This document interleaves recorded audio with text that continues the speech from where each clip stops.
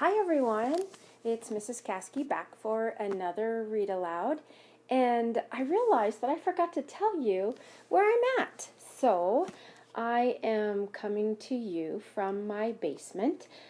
There's a reason I have a fire behind me because I don't know if you know this or not, but cold air tends to stay down low close to the ground, and so when I'm in my basement it's pretty cool down here. So I like to turn on the fire and get warmed up. So this is where you'll be finding me for most of our read alouds. I hope you're enjoying the first read aloud we did, Grumpy Monkey by Suzanne Lang. I thought I would kind of stick with that same theme of being grumpy. And did you know that there are all kinds of books written about being grumpy? I had no idea. So I found another one in our library, and this one is called Grumpy Goat. So instead of reading about a grumpy monkey, today we'll read about a grumpy goat. So those two books had something in common. They have a character that is grumpy, but there's something that is different too. In the Grumpy Monkey book, Grumpy Monkey was a wild animal, and the other animals that were with him were wild animals. In this story, that takes place on a farm.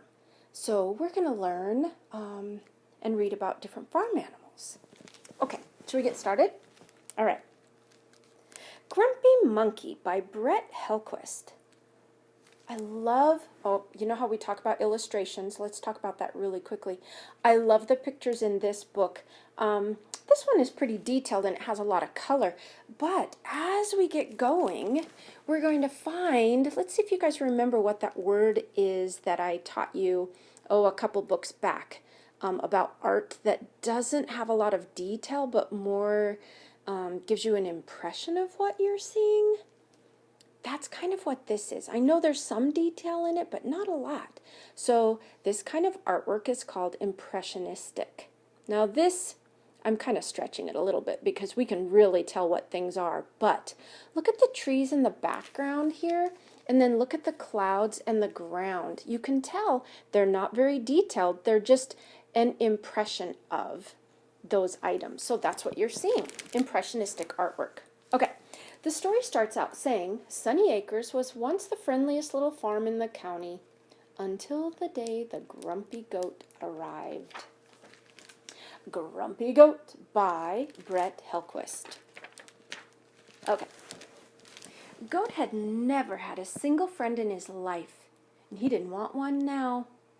He was hungry, he was grumpy, and he didn't want to share. Sometimes I get that way too. I don't always like to share. When the pigs invited him to play, Goat chased them off. Cow came by to say hello, and she left very quickly. I wonder why she left very quickly. The sheep, they were smarter. They just stayed away.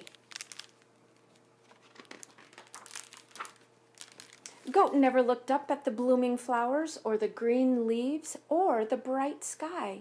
He never noticed the cool breeze or the warm sun. He just kept his head down, scowled, and ate. Now this is a good example of an illustration that they carry over from page to page. We've talked about this before too. You know how some pictures will take up 2 pages or the front and back of a book cover. This one is one of those illustrations. So that's a beautiful spread of the farm with the little scarecrow and the pigs and the cow. And of course, Grumpy Goat just staring down and eating. He kicked down the garden fence and he kept on eating. Wow. You see the broken fence in this picture? And the pigs and the cow are just not quite sure what they should be doing. After finishing the cherries in the orchard, Goat kept going, but at the top of Sunrise Hill, Goat stopped. What he saw reminded him of something, but he couldn't think what. He sat still and he watched for a while. Look at this beautiful impressionistic art there. What is this a picture of? Can you tell? Yeah, it's a dandelion. Goat noticed that the ground was getting a little dry. He got some water and then very carefully trimmed the grass. Goat came back the next day and the day after that. He watered and trimmed, and he sat and he watched. I'll give you a good view of that picture because it's so cool. Some beautiful clouds in the sky. One curious sheep climbed halfway up the hill.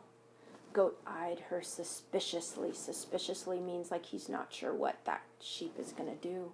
But he didn't chase her away. The next day, Cow wandered by. Goat let her help trim the grass. The day after that, the pigs dropped in for a game of tag. What do you notice is happening with Goat? Is he still grumpy? Each evening, Goat lay down to sleep on the top of the hill. Each morning he woke up looking forward to seeing his friends again. Until one day... Actually, let me show you that picture. It's a beautiful picture. Some nice detail of the goat, and then he's just staring at his little dandelion. And then there's some of our impressionistic type style artwork. Can you tell what that is in the sky? Poof! A breeze began to blow. What's happening? Oh no! There was nothing Goat could do. The pigs came by, but Goat did not feel like playing, so they sat with him a while. Cow brought some nice hay, but Goat wasn't hungry. The sheep didn't know what to do, so they just stayed nearby. Sometimes that's all we need, is someone to be near us. Goat spent long, lonely days and chilly nights on the top of the hill, but his friends stayed close and visited often. Until one day,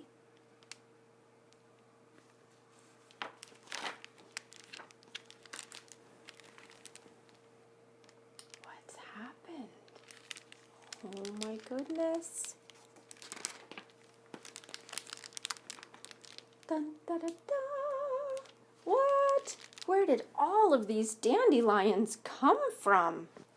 Well, you all know, don't you? Because when a dandelion gets to the end of its life, those beautiful yellow petals actually turn to seeds, and those seeds get blown all over by the wind.